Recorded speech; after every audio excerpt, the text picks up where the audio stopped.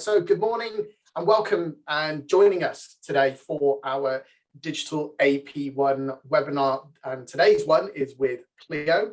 I'm joined today with a couple of guests. So we've got Kelly Cutler, who's our knowledge manager here at InfoTrack, Robbie Hines, who's the account executive from Clio, and we're joined by a client of our joint client, Alistair Birtles, who's the director at Hall and Birtles Solicitors. And my name's Rich Divins, and I'm the commercial integrations manager here at InfoTrack. So there's a Q&A box. If you do have any questions, just pop them in there and we will cover those off later in the session. But without further ado, let's kick things off. So why are we all here? Essentially, April 2021, the Land Registry took a giant leap to moving away from paper-based processes. They launched the Electronic Digital Registration Service, or EDRS, as if we need any more acronyms in the legal world. More than 100,000 applications have been received through this service. Requisitions on basic errors are down 25%, and applications are processed and completed in half the time of an uploaded application, meaning law firms will save time and reduce their risk. Now, from November this year, the Land Registry will no longer accept scanned PDF copies or AP1s for changes to existing titles via their portal. However, the good news, InfoTrack already has a solution in place and has done for some time. You'll be able to use this AP1 service, meaning no one needs to reinvent the wheel. Secondly, you can take advantage of the integration as our AP1 product, like other products, integrates directly back into Clio. And Clio, we have a fantastic integration story with them, which I'll let Robbie fill you in on the details of that later. Without further ado, I'm going to pass you over to Kelly, who's going to walk you through this recent change and great features. Kelly, if I pass you on to yourself. Thanks, Rich. So as mentioned, yes, I'm Kelly Cutler at InfoTrack, so I'm knowledge manager here. So I'm going to go through the changes, just show you a quick PowerPoint, and then I'm going to jump into InfoTrack's AP1 digital offering. I'm just going to keep my screen off because I'm sure you're going to want to see the presentation rather than my face. So bear with me just 1 second and I'll just share my screen. Okay, so the Land Registry digital AP1 mandate. So from November 2022, we will no longer accept scanned or PDF copies of AP1s for changes to existing titles using the Land Registry portal. Currently, up to 80% of AP1 submissions involve uploading physical paper documents. So what's the change? So current submissions are electronic applications known as the EDRS, which are a PDF or a scanned form, which are uploaded onto the system for it to be read and reviewed by a caseworker as part of a manual process. The new digital registration service, so the DRS, is when information is added in as data in predefined fields. So capturing it this way actually allows the system to read the data and check for any errors. So no EDRS, we're moving to the DRS. So why is the Land Registry going digital? Because of current manual process delays and costs, high number of requisitions, high volume of support calls, lack of requisition management tool, and obviously to protect the register's data integrity. So what does this mean for the industry? It means quicker processing times, digitalization of the process, online guidance for submissions, fewer errors and reduction in requisitions, and the opportunity for further innovation. So things a law firm need to consider. So change management. So change challenges, get ahead of the change and don't get stuck in the backlog. November is going to be here before you know it, and you need to obviously make sure you've got processes in place and staff have been trained, etc. So again, staff training catered to individuals and ongoing real-time support. And from a productivity point of view, registrations again will be digital only, so no more paper or PDF forms. Software suitability, so your integrations, and the ability to liaise directly with the caseworker. And then from a compliance point of view, audit trail and how to report to regulators, full firm visibility of all matters, including requisition management tool, and key dates automation. So what are your solutions? New digital process through the Land Registry DRS service, or to use a partner integrated through the business gateway like InfoTrack. So just to give you some stats on InfoTrack, we are Land Registry's key business partner and biggest user. We've been doing digital AP1 since 2016. We have 6 years of continuous software improvement. We've reduced requisitions by up to 30%. And we do over 550,000 submissions a year, and that's actually nearing on 600,000 now. So what do digital AP1s by InfoTrack look like? You get full guidance and expert support for every application. You have form flexibility, so you can do multiple forms in one application, such as shared ownership and staircasing matters. Integrated with leading CMS as well as lender panels, a one-page form pre-populated and linked to HMRC's STLT5 and electronically signed deeds. And our unique AP1 dashboard, which gives you application overview, auditing tools, requisitions, and cancellations. So looking ahead, what are we going to do? We're going to continue to invest in more experts for additional support. We're going to continue to expand our integration partners. We're going to add new lender management panels, and we're going to continue to reinvest back into the system. And there's just a testimonial from one of our long-standing clients who actually uses both the STLT and AP1 through the InfoTrack platform. So now I'm going to move on to walking you through InfoTrack's end-to-end digital AP1 submission and management software. So I'm just going to switch screens. So AP1 can be found in the post-completion workflow and naturally sitting behind the STLT, where we similarly integrate with the HMRC and allowing you to digitally submit your stamp duty returns. So actually using both the post-completion services allows you to submit these in under 5 minutes. As I've mentioned, InfoTrack released our AP1 product back in 2016, and we continue to work very closely with the Land Registry to develop the business gateway services across the Land Registry services. What you see here is our latest AP1 software, which has been built with the aim to make your post-completion process faster, more accurate, and reduce the potential for unnecessary requisitions. So clicking into our AP1, here is our one-page smart interactive form. And like all InfoTrack products, your matter reference tells us about information already contained within your matter. So depending on whether you're accessing InfoTrack from a case management system or depending on the orders you've already placed with us, we can populate up to 90% of your AP1 for you. So inputting my matter reference. So the matter reference is so important when it comes to reducing the time it takes to complete your AP1, removing the need to rekey information and reducing the potential for missed information. On this matter, I've already ordered a register and submitted my STLT return. So as we work through the form, you'll be able to see how much information is already pre-populated for you.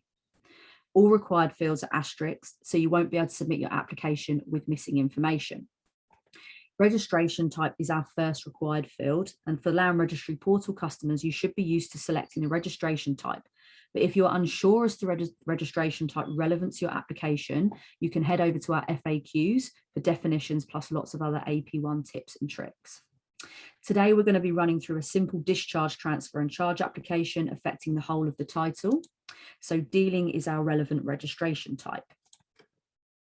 Our title number has already pre-populated over, but you are able to add on further titles here. And we'll also automatically verify the titles for you, showing the address and pending registration status, reducing the risk of cancellation of your application due to an invalid title. We've also pre-populated the local authority and the postcode. So now we can move on to selecting the priority applications we're looking to change the register with. You can simply select the drop down to see the wide range of application types easily identifiable with their form code and description. We also organise the applications into common forms and form bundles, making it quick and easy to select common applications like discharge, transfer and charge. And just like most forms, our AP1 form is about working left to right, top to bottom, reviewing the information from your file and documents and completing the relevant fields. So we do also integrate with our Sign It for Deeds product. So where your deeds have been electronically signed, on selecting yes, we'll automatically look for and upload your conveyances certificate into supporting documents. If your deeds are not signed electronically, then you can simply upload them here and confirm their certification. For those who are integrated with case management systems, you'll also be able to select the files associated with this matter only.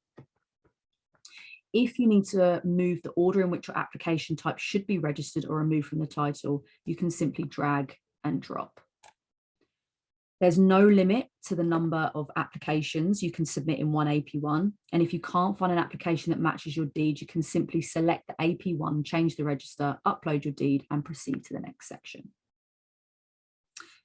So I scroll down further, we'll automatically calculate your lead application fee for you using the pre-populated consideration value from your SDLT submission. So no need to use a fee scale or a calculator. We'll also automatically attach your SDLT5, reducing the risk of it being forgotten and a requisition being raised. Here in supporting documents, you'll be able to upload any supporting file like consent forms, power of attorneys, countersigned documents, and so on in one place. It's a full list there for you. And all along the right-hand side, you may have noticed we've added some handy guidance when completing the sections, plus tips to help reduce common requisitions. For new users that maybe start to submit without any prior knowledge of the paper AP1, these guides can really help users better understand the sections and the land registry's requirements. Now we're going to move on to the party details. So here we split what traditionally was panel 13 into 3 manageable sections: applicants, proprietors, and other parties. As missing or incorrect party information is a common cause of requisitions, we wanted to group information in a way where you can move through the sections consciously, ticking off the required fields from left to right without having to jump around the form or click through multiple pages. As you can see here, the majority of the work is done for us. The applicant's name and your details as the lodging conveyancer are already pre-populated. We can also complete the applicant's role field because you've told us that you're lodging a transfer and a charge. All that we need to do here is simply enter the lender's details. So as I start to type, we'll suggest relative banks populating their address for service too. We'll also confirm our details as the lodging conveyancer, and if your firm's process is for support staff to create the AP1s and then conveyancers lodge the application, you can simply select the lodging conveyancer from a list of users within your firm here, and you can update their contact details here if needed. Now we can move on to the proprietors section. We call it this because we know that there is a transfer being lodged, and so a registered proprietor will be a transferor. As we've ordered the register on this matter, we're also able to populate the proprietors' names here. We're also able to populate the conveyancer's details from the SDLT submission, and again we can associate the borrower roles for the discharge application and the transferor for the transfer. All I need to do is simply add in bank. So if I put in Santander and add that in. If there are other parties within the application, then they can be entered in the other parties section. So for example, if the applicant's transfer was being executed by power of attorney, we can simply add in the details here and select the party role from this long list. So as we've built the form, you'll notice on the left-hand panel here, it will update with key information to help you review the information supplied as you go. If I move to the associate application section, the task is to similarly review the application. We have the 2 borrowers and the lender for the discharge, the transferee and the 2 transferors for the application for the TR1, and the borrower and the lender for the new charge. All we need to do really here is to complete the address for service for the applicants. So you can enter the address for service for each proprietor yourself, including their postal, email, or DX address. Disclosable interest is defaulted to no for ease, and again to speed up the time it takes to complete the form. Here we have what I like to call an integration within an integration. So if you are on the LMS panel, you can link your application to your LMS case number and will automatically send them your submission receipt and then completion of registration details once your application is complete. If I scroll down further, we have our notes section. So it's a fully flexible form. So if you have any information that you want to let the caseworker know of, you can input that information here. And we also integrate with our MR01 lodgement software, and we'll pre-populate the certification wording straight into the notes section for you here as well. Finally, here at the bottom of the form is where you can confirm the credentials used to submit the application. These should be stored in your InfoTrack settings, but on occasions where your land registry EDRS account changes, say you update your password, you can update them here as well. And you can also include any third-party recipient information here for all correspondence about this application. So you can select a colleague from the drop-down or select other user to manually enter the details. On save and print, we'll populate a paper AP1 form for you. So it will be a form that you're familiar with through the land registry. You can review or download and print and share where required. And we'll of course send you an email over or send your file back to case management. If you're happy to submit your application instead, we'll send your EAP1 to the land registry and instantly we'll return a submission receipt showing your application land registry reference so you know that the application has made it to the day list and therefore has priority.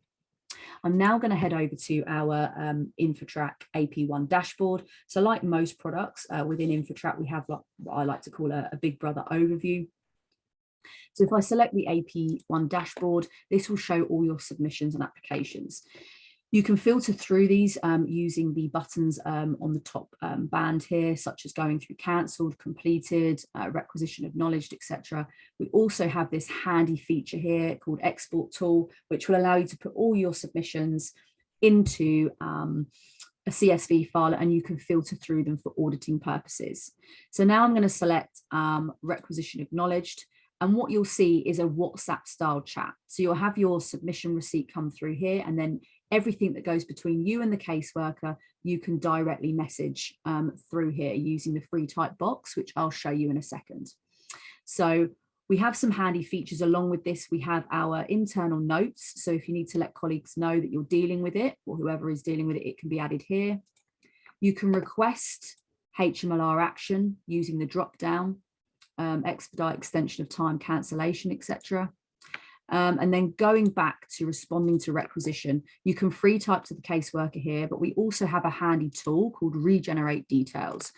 We know panel 13 is a real pain point and sometimes maybe there's spelling mistakes or the party row is incorrect. But what you can do here is you can make the amendments and you can see as I'm typing, it's going to put it in a format down here that we know the land registry are going to accept, therefore preventing any further requisitions.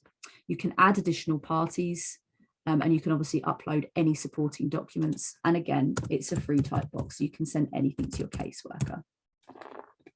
And along with this handy dashboard, we also have our calendar overview. So this will be linked with your AP1 cancellation and OS priority expiry dates. So you can have complete overview. And if you want to be super organized, you can see what's coming up. That's InfoTrack's AP1 solution. I'm just going to hand you back to Rich. Excellent. Thank you very much for that, Kelly. We've had a few questions in. One is going to be related to Clio, which we'll get Robbie to hopefully answer later. But one question is, don't you have to put in the MD number for the mortgage deed? Yes, you can do, and that's just under the I think it's under the application. So there's a box for that. Yeah. Excellent. We'll come on to the Clio question when we grab Robbie in a second. A couple other ones. Am I limited in the type of applications I can submit?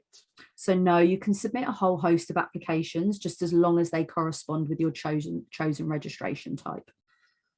Excellent. Can I cancel an application via InfoTrack? Can you cancel? Yeah, absolutely. You can do that through our dashboard.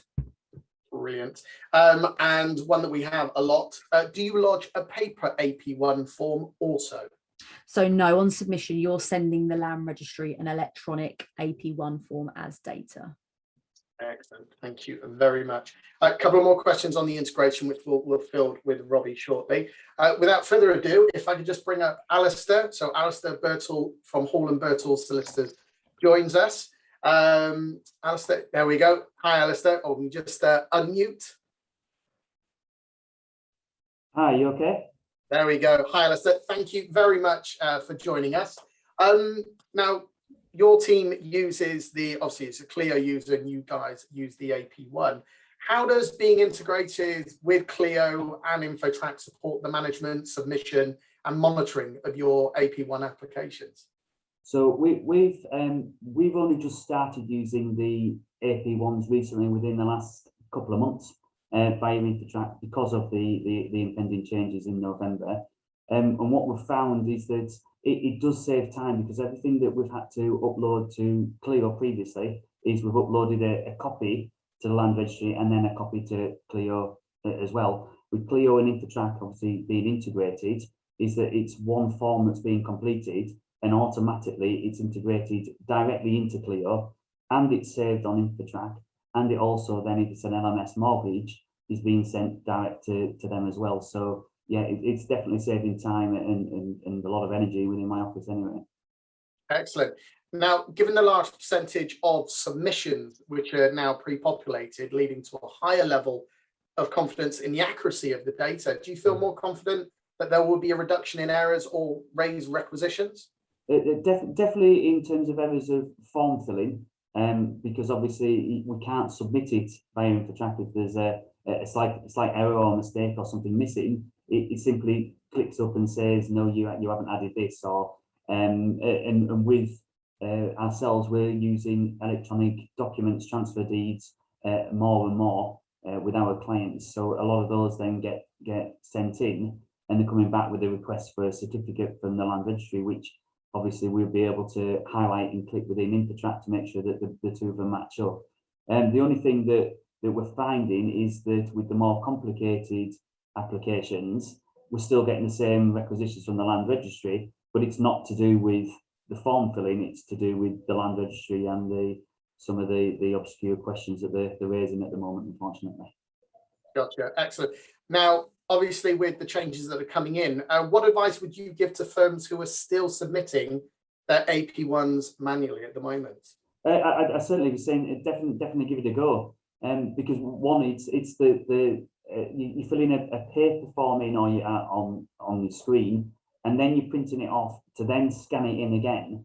And the way that yours is set up by InfoTrack is kind of a tick box exercise, which is simpler. It is easy to use. Obviously, it's the same as anything, same with any change.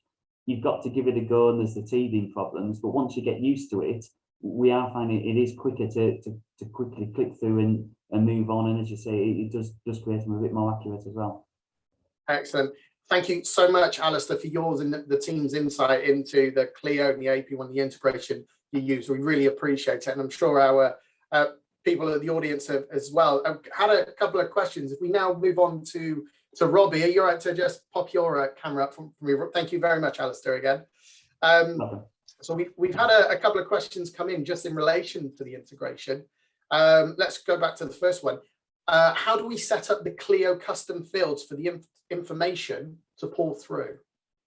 Yeah, just on that, Sarah, have you said, I'm not sure if you can answer this or not, but have you set up the custom fields in Clio already and they're just not mapping over to InfoTrack, is it?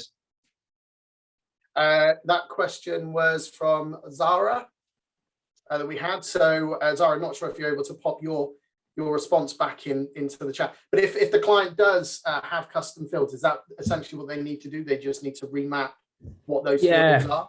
Yeah, essentially. And look, if you're having any issues with that, either please pop me an email, I'll follow up with you, or give our customer success team a call and they'll be able to help you on that front. Absolutely. Excellent. And we've had another one. Is there going to be an integration at some point in the future if a minor change needs to be made to the title, for example, change of client's name, correct spelling of the client's name? Is there going to be that change? I can check with the product developers if it's on the product roadmap. As of yet, I'm not quite sure, so I don't want to give you a definitive yes or no on that. Over promise and under deliver. No problem. If the document is saved within Clio, can you upload from Clio, for example, the TR1? I believe so. You just drag and drop it. If I'm not mistaken, I believe you can. So yeah. Okay, excellent. There's a couple more there from Zara, which I think maybe Robbie might need to take offline. Although we've had some great feedback that someone's already said, if you're not already using this is excellent. So thank you very much for that feedback in there. I've only just joined the new firm with the integration, but not been through the process yet. No. It's not using the cloud button. Yeah. So look, if you're just joined the new firm, You've set up the custom fields. Okay, nice one. I would definitely recommend, I can send you out a few videos and a few links on just to review kind of on getting started on it.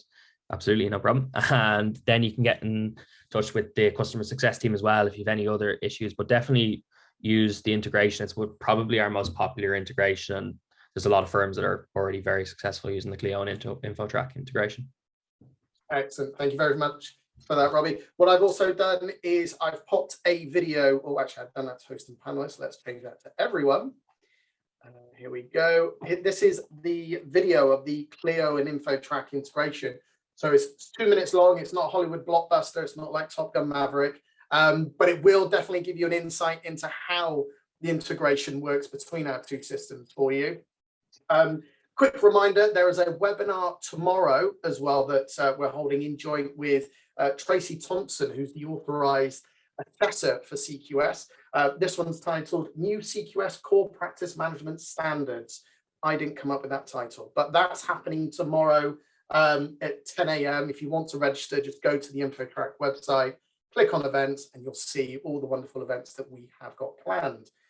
If you do have any questions further regarding the integration, either for Clio or for InfoTrack, contact InfoTrack, which is sales@infotrack.co.uk. Or if you want to know more about the integration from the Clio perspective, either contact Robbie or go through your account manager at Clio. Lastly, without further ado, I just want to say a massive thank you to Kelly for the overview of AP1, Alistair for joining us and giving us an insight into how a law firm uses the integration and the AP1 aspect. And lastly, Robbie from Clio for answering those questions and giving us the quicker relationship that we have with our two companies. Thank you, everyone. Anything further, please let me know. Like I said, sales@infotrack.co.uk. You've now got 3 minutes. Go grab a coffee. Enjoy the sunshine. Thank you very much. Bye-bye.